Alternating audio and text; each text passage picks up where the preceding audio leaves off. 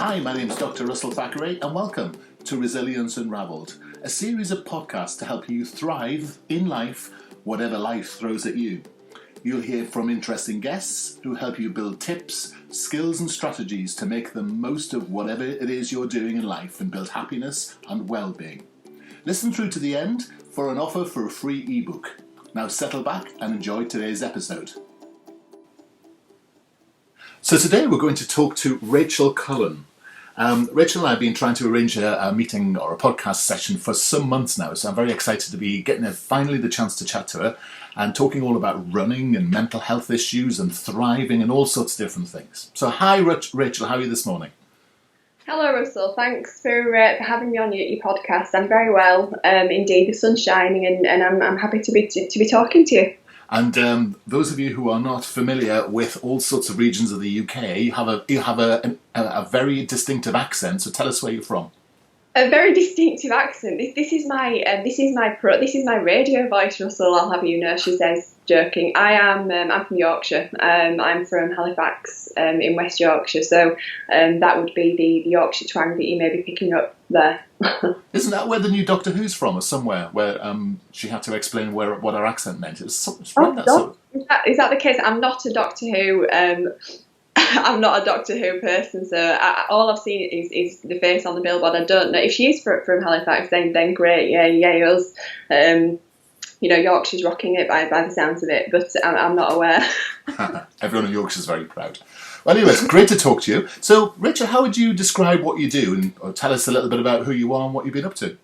Oh, this is the question that it fills me with, really where do I start? And that's the same for all of us, I would guess. How do you define in a few words who you are and what you do? And I think it's really, to not want to go too deep into issues very early doors, but isn't it funny how many of us define ourselves by what do you do? So in a nutshell, potted history. I was a lawyer. I qualified in the early 2000s as commercial litigation solicitor. I didn't feel as though that was my particular calling in life. I then went on to be a business owner. I changed careers, retrained, and set up my own fitness business in 2007. Worked in that, loved that. Sold it in 2012, and then I became a mum during that time as well.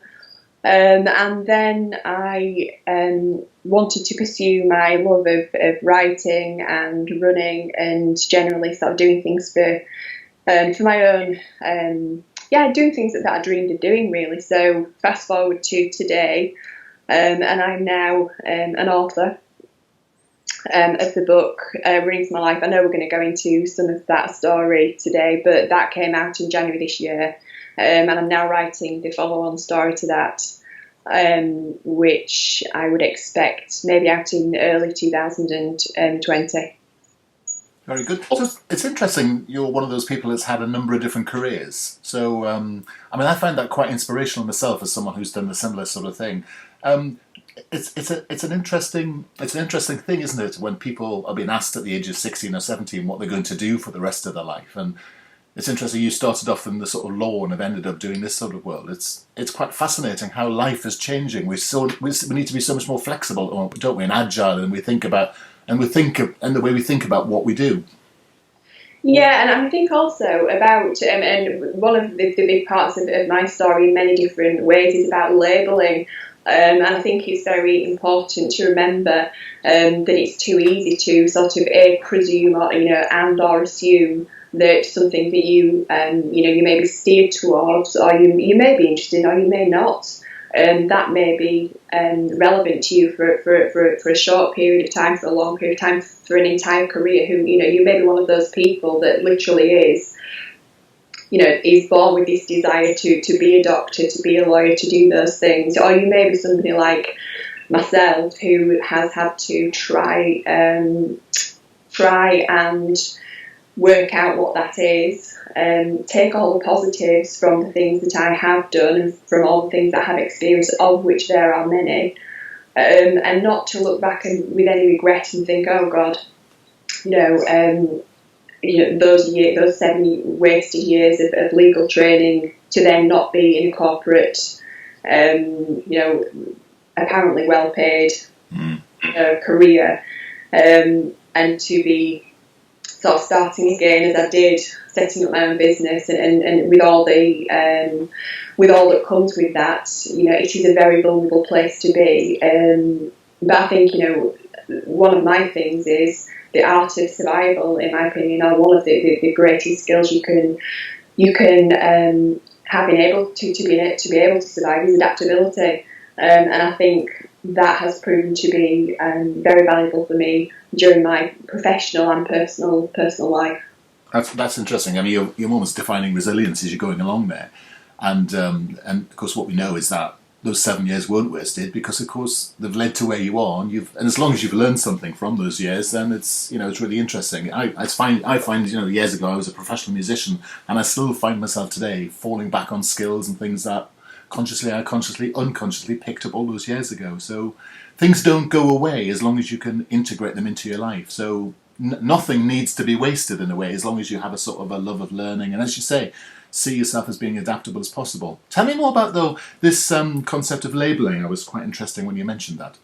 Yeah, so I think, well, it happened, and it happens to all of us to some degree, to a greater or lesser degree. It happened very early in my life. I was labelled as a sort of an academic type, a non-sporty, studious, almost a geeky type of a youngster. All of which were true, and all of which I wouldn't have any qualms about any of those labels. But for me, it ended up with me going down a path that eliminated any other possibility for me. So bringing to play the running reference and that part of my story, and the fitness and the body confidence, and the way that later in life I had to find that for myself, because it was almost written off as being something that wasn't a part of who I am, who I would be, and even who I could be,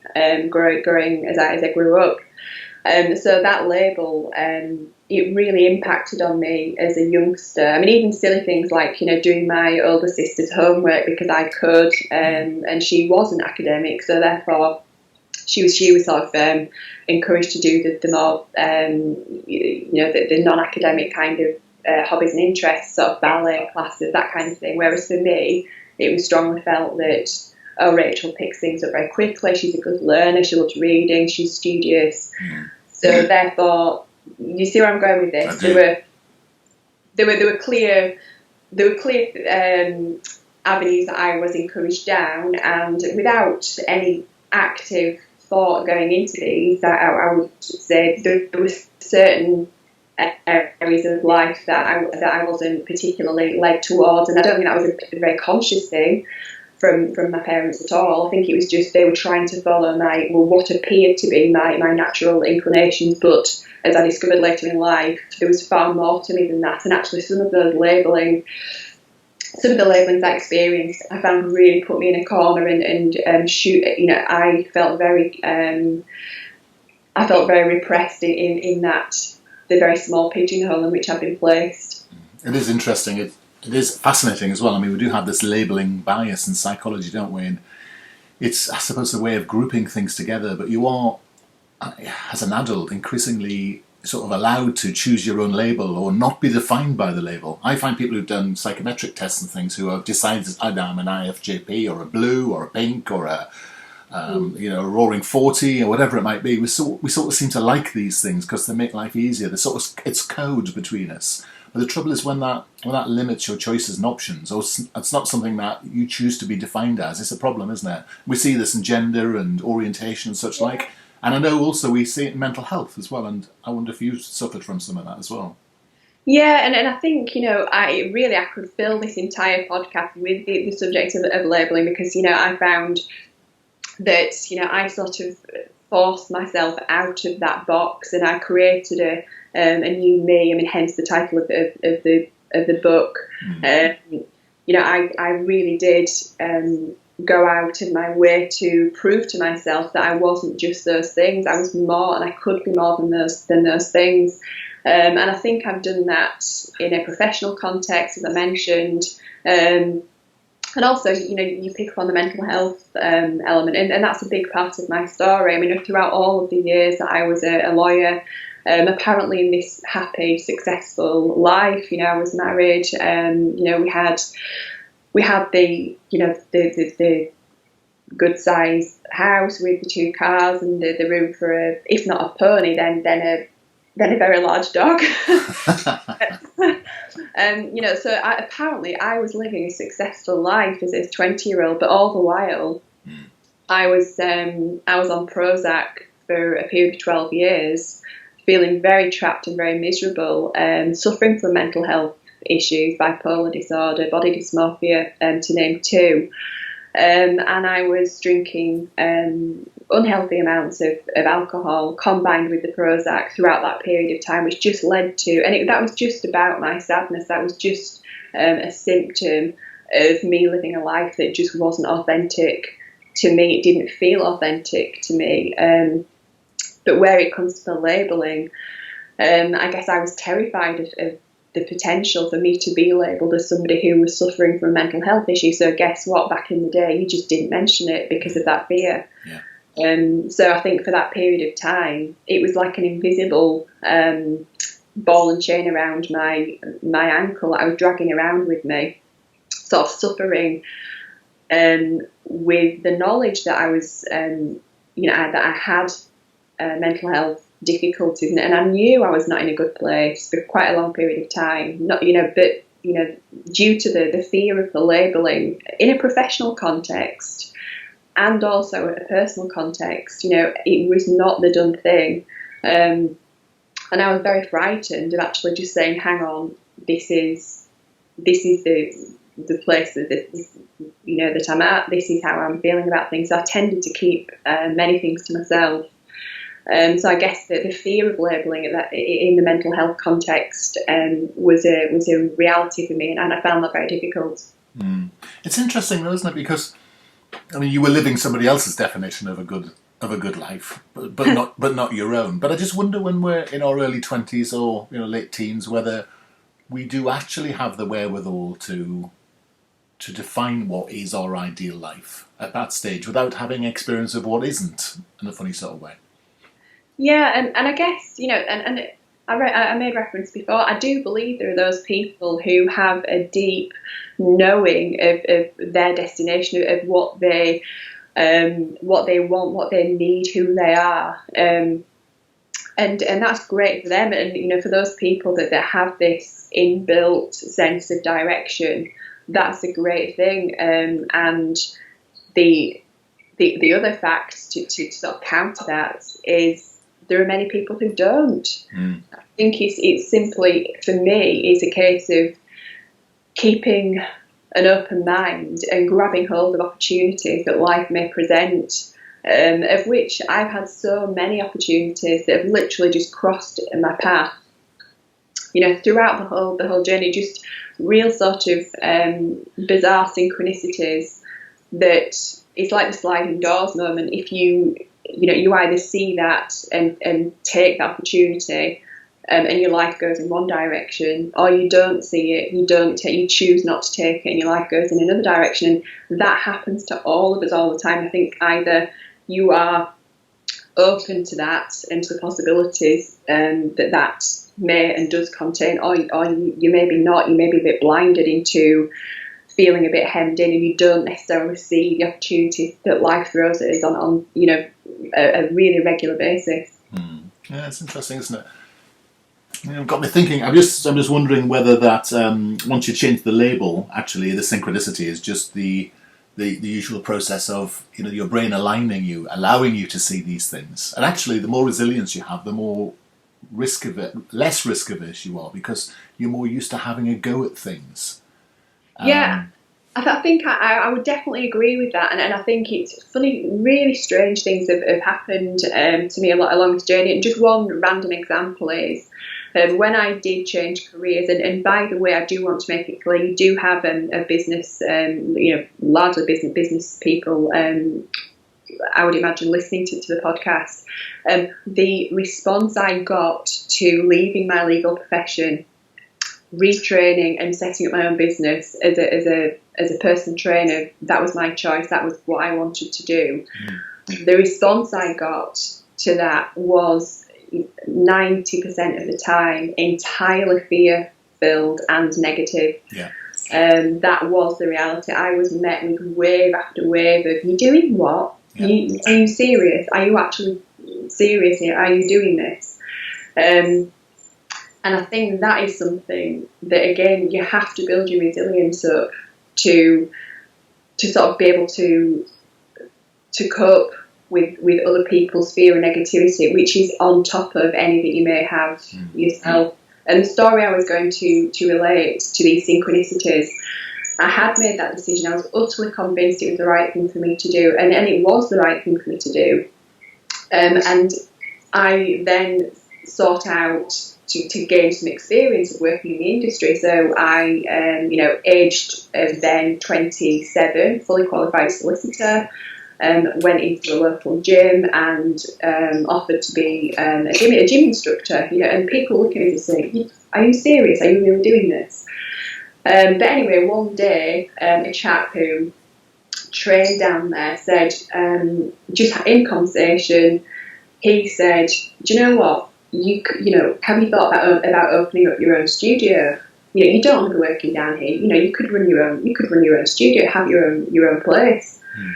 Within a week of that conversation, it turns out that gentleman had a business park in a lovely rural area of West Yorkshire. I went along, I took up the opportunity, went along to see this what can only be described as a godforsaken old chicken shed, which would ultimately become my fitness studio that I ran and loved for 5 years. Wow. And that was literally taking the opportunity, having a conversation, being open-minded. I had the choice to either, he wasn't pushing, he didn't care less if I would, if I wanted to run my own business in my own studio or not. Why would he care? But I did pick up the phone and I said, "You know what? I'd like to come and see these old chicken sheds that you've got." And when I saw it in the place that it was, with the scenery that surrounded it, and it was, there were chicken feathers, and it was matted with chicken stuff all over the floor. It was just in a horrendous condition. Sounds foul. But I could see through it, and that was one of those moments where it was like, actually, is this me following something? Is life making this happen for me? And all I have to do is sort of follow, a bit like Hansel and Gretel, follow the clues. And don't misunderstand, this it doesn't mean that it was easy. I still had to apply for finance. The bank still turned me down for a very modest business loan because they didn't believe in the viability of my business. Well, they were wrong on that. So this isn't to say that it was easy, but it's just talking about those opportunities, and when you choose, choose wisely, because it may be the door to another future that you can't even imagine. Yeah, and that's it, isn't it? Because the old maxim of, well, what's the worst that can happen? It's really an interesting part in this, isn't it? Because you could have left law, started a business, and you said, well, the worst that can happen is you have to go back into law. You always have that, and everybody always has a fallback position, don't they? And knowing that is then, allows you to make those choices. So tell me what led on to you wanting to write a book, first of all, because it's not something that everybody wants to do, even though some people say that there's a book in all of us. And I firmly believe there is. I mean, the more people I talk to, and this is, without joking at all, the more people I talk to and the more stories I hear of other people's experiences, and that really is the case. And I don't believe it's the case that everybody should, go down that it's not right for everybody, just like being a musician isn't right for everybody, or it's not everybody's goal or destination, nor should it be. But everybody, the more I hear people tell me about their own experiences and their own lives, the more it makes me think, wow, God, we do have all that in us, and we've got such a lot to share and to help each other. In terms of my writing, I guess it's twofold. One is I've always loved writing, and I've always been sort of inclined into into writing. And I guess, back in the day, I remember winning a prize for a story I'd written about Pip, this three-legged dog that lived down our street at school, and that really stood out to me as being something that I could do well, and I was recognised for that. And then I guess it just fell by the wayside throughout my 20s, and then I started writing a blog about my running experiences. And I guess I'm really cutting this into I'm really sort of condensing this for your audience, but the book came about because it was the day before the London Marathon 2015, and I was in the bath, and I was about to run my third Good for Age London Marathon place, having come from a background of very poor fitness, mental health and physical fitness. Because at age 16 I was overweight and couldn't run for 10 minutes on a treadmill. So the journey I'd been on to get to that place to qualify for Good for Age, I then had a marathon time of 3 hours 16, wow. which I'd achieved that in the autumn before the London Marathon 2015. So it just struck me that there are a few things, really. One was, oh my goodness, how on earth am I here? There was something about me just wanting to tell that story and the journey that I'd been on. And the other reason was many people labelled me then who hadn't known me in the years before. So, for example, I would get comments such as, "Oh, it'll be easy for you. You've run a marathon before," or "Look, you're a marathon. You're a running build. You look like a runner." All of these things were so far removed from the reality of my journey to get to that place. And I guess it was in some way following my own inclination to writing that I love anyway, because I just do. It's just in me. Secondly, it was just to document for myself, if nothing else, the journey I've been on to get there. And thirdly, just to dispel some of this labelling and some of these assumptions and presumptions that I was somebody who either for whom this came naturally, or this was somehow without the effort that other people have to put in, or somehow this was just, oh, you're a runner, so you find this easy, or so you're a fast runner, and it's all subjective, by the way. But all of those things just came together, and I thought, right, I'm just going to write this story, and that's sort of where it began. And so, who did you write it for? I mean, sorry, what was your sort of target audience in a sense initially? Yeah. Initially, just being perfectly honest and quite self-centered about it. Initially, I wrote it for me. I wrote it because I felt it was a story worth telling. I think one of the key things for me, I didn't want to start going down the route of sort of identifying key audience, key readerships and audiences before I'd actually written the story, because that comes later in the process. That comes later. If you've got a story to tell and you've got a story that you want to write, whether it's fiction, non-fiction, whatever it is, then just write it. The process of for whom is this relevant? Who would this be of interest to? What does this, who would this even entertain? It's not a self-help book. This has not been written to be placed on shelves, to, quote unquote, help people. It's just sharing experiences. So the first thing, that wasn't really on my radar. It was literally a case of, right, let me just write this story that I've lived. And then later down the line, when I had something to consider, it then became relevant. Well, who might be interested in reading this? Who is this something that, it's not just for runners. Oh, well, it's got a mental health element running through. There's a big point in the story, a turning point at which I enter into my first marathon, and that was the pregnancy. So me becoming a mum, is relevant to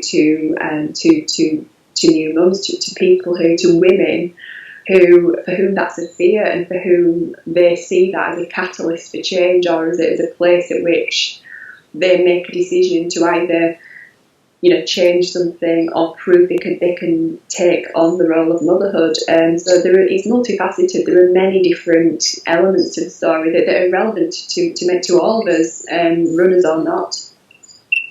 So so basically, anyone can acquire this book. It's called Running for My Life, and it's available on Amazon, so I see, which is and it has one of those unusual things. You have a 5-star review, and I mean, not just one. You have your overall score is 5 stars, and so anybody that knows anything about Amazon will know that this is quite a remarkable book. This is something that sometimes is obviously speaking to a lot of people in a lot of different worlds, like you say, mental health, running, whatever it might be. So, talk me through the book and how it's structured, and what sort of people will experience as they begin to read it through. Just give me a bit of a sort of a taster, as it were. Yeah, so the book, it begins in my childhood. So I've gone back to being a child, and the very, it's where we started this conversation, Russell. It goes back to it starts with seeing the world through my eyes as a 4-year-old child, and what that looked like for me. There's a big reference to my mum's mental health. She suffered terribly with manic depression back in the day, before it became even a recognisable condition, and she went many years without treatment. So it starts from my very young eyes, and then sort of moves through the story of my life, and throughout the book. Fortunately for me, loving writing as I have done, and as I do, I've kept diaries throughout all of the years, that make up the part of all of this story, and there are extracts of those diaries interspersed, amongst the narrative. So it gives sort of a real life of the moment snapshot into the 13-year-old girl who's comfort eating, and who's sort of identifying these strange issues that her mum is sort of showing, and she's not quite sure what to do with those, or what her part is in that, or the responsibility she has as a young girl in that. So I guess the format is, it's a narrative and interspersed with sort of real life diary extracts. And that was a real process to dig those diaries out, which, and they do exist. I think on the back cover, on one of the inside covers, my publishers decided to do like a little montage of photographs, and I think a few of the diary, it's only black and white, but you can see some of the front covers, and those diary front covers from like 1992. I cut out parts of magazines and stuck them on the covers, and wading through those, hours and hours wading through to get the right extract to reference how I felt at the time, and who that person was at any given stage. It was a really, it was quite an emotional process, and a very in-depth process to wade through all that stuff, that not only have I written about it, I've lived it. So yeah, that's the format, and then it accumulates in the London Marathon, the very first marathon I ran, and that was in 2011, when my daughter was 7 months old, and that was the goal that I set myself, because I had to come off mental health medication for the pregnancy, and the fear of what may come afterwards, sort of, that made me want to set a sort of seismic goal, and for me that was running the marathon, and that changed the course of my life massively. And it is one of those things that people need to bear in mind, is this idea that exercise, conquering mental health, coming off prescription drugs and such like is, and diet, they're all important things. They all interweave, don't they? And I think, I'm reading another reviews, and it says it's a book for runners, but running is a metaphor as well for how of overcoming inner battles, and I think it's showing that actually this is a solution for people, not necessarily competitive running, but just exercise. To really take a grip of your own life, and exercise and diet and such like, it can make it. It's a transformative thing for your own body and therefore your mind. Yeah, and I think there are a few things here. But there's one really, really important message, and that is that this was my goal. I was driven, absolutely driven, and I had absolute conviction that this was the right goal for me. What I'm not advocating is that you don't need to run a marathon to fix your life. You don't need to run a marathon to manage your own mental health. That's not the deal. Yeah. But it's about empowering yourself and whatever that means to you. And I think there is a massive, it's commonplace, or it should be, if it isn't, the connection between physical and mental health. And it was a goal that was relevant, and it was paramount for me to prove that I could realise this goal, for a million different reasons, but equally so, as you said, that's not the answer for many people, not even everybody. It doesn't have to be that, and it can be whatever makes you filled with joy. It's whatever that thing is that makes you feel alive, and feel empowered, and gives you the strength that you need to manage the other stuff that maybe sometimes comes and bashes you from the rock face. And for me, that was running, and that it turned into to be the way that I can manage my sort of, I call it my inner chimp. If that enables me, whether it's the endorphins or the, again, for so many different reasons, it's the freedom, it's the fresh air, it's the sense of achievement, it's turning up to the start line and being brave enough to be there, it's proving I can do something, or I've been able to do things that perhaps I was labelled as being, beyond me at one point. It's all of those things that have enabled me to take a grip of my own mental health issues, and since that point I've not needed to be on mental health medication, and that's for over 8 years now. And I'm noticing that you also have other sorts of physical things, but which are liberating, create fear, but also a huge sense of achievement. I see you've abseiled off Table Mountain, jumped out of a plane at 11,000 feet. That's creating a reaction in me that I'm not very keen on. Climbing, I think the idea of going up Mount Fuji is much more interesting than coming down Mount Fuji. Worked in a game reserve, qualified as a scuba diver, and ridden an ostrich. And they're all things you need to build up to, don't you? But they're all things that, when you're feeling better, you can do, and also help you feel better. So getting a grip of life, as you seem to have done, is actually giving you the life that you probably want. Yeah, and also just taking on many challenges, and just pushing yourself outside of your comfort zone. And for many people, and that was me at one stage, that comfort zone was actually very, very small indeed. And so the idea of a marathon and running a marathon or beyond, would seem quite literally ridiculous.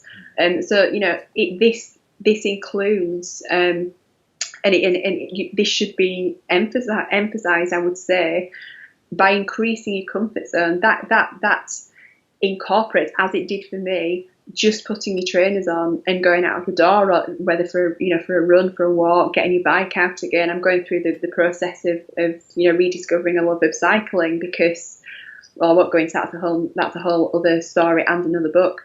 But it's doing things that are just incrementally building up your confidence, and expanding your comfort zone. So all of those things, getting your trainers on, you run, you go out you do a park run, that's 5 kilometres. If you can't run all of it, then you go back next week and you see if you can run a bit more, or you see if you can, just push yourself a little bit harder next time, or do I need to stop? If I need to stop, can I just wait until the next corner where the trees are to stop this time?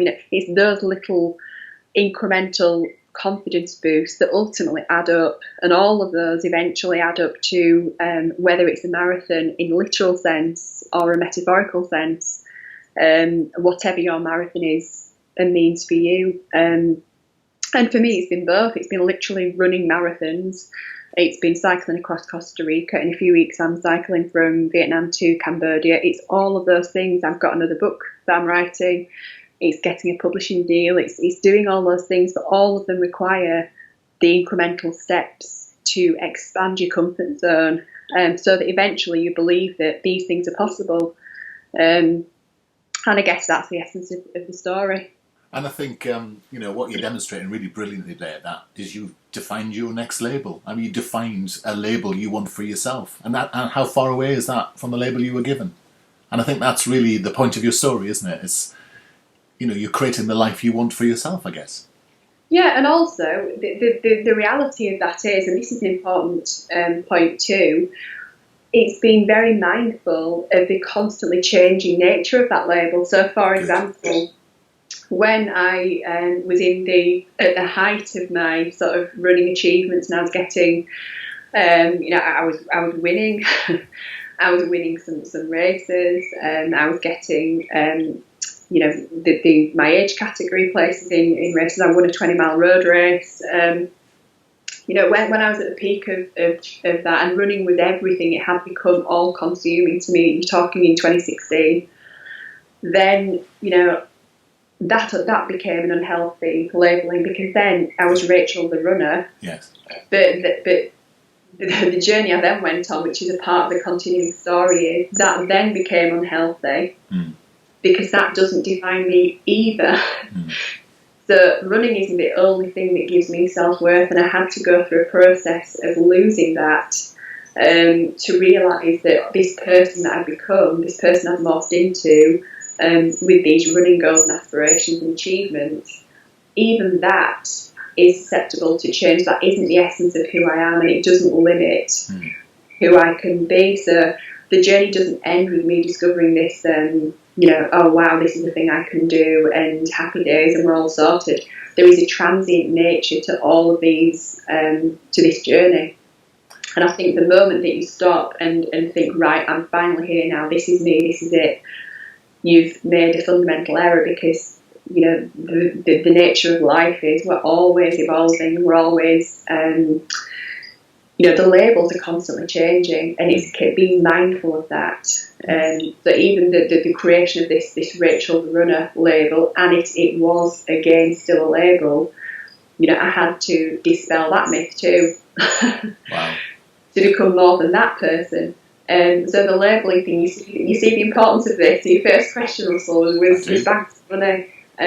That's been a huge part of my journey, both in dispelling the labels that I've been given, disproving them, then creating my own, and having to face the reality that may not be the ultimate end goal, and the label that doesn't define me either. So it's this continuing journey of that. And all that's about is, like everybody's doing, it's just constant self-discovery, it's just learning. That's all it is. There's no rocket science to it. No. So, Rachel, it's been a fantastic chat, and I've really enjoyed it, and you've certainly gone in a different direction to which I thought we were going to be chatting, and I've really enjoyed that, and thank you for doing that. I'm so sorry. Did you want me to talk more about my Prozac and alcohol lawyer years? Certainly not. No, I've thoroughly enjoyed that. It's been fascinating. I think lots of really relatable things for people. If people would like to find out more about you, where should they look? And tell us more about how to find your book. Yeah, so the book is in all good bookshops. So they say that sounds like something from the television circa 1990. So it's in the likes of Waterstones, and it's on Amazon. So it's the audio book is due to come out very soon, so we're excited about that. But you can order it online. There's Kindle or the hard copy on Amazon. Check out the reviews, because we have got some good reviews. It's called Running for My Life, and if you're really interested, you can check out my social media. I'm on Twitter. That's at written by Rach, or I'm on Instagram. That's Rachel _ running _ for _ my life.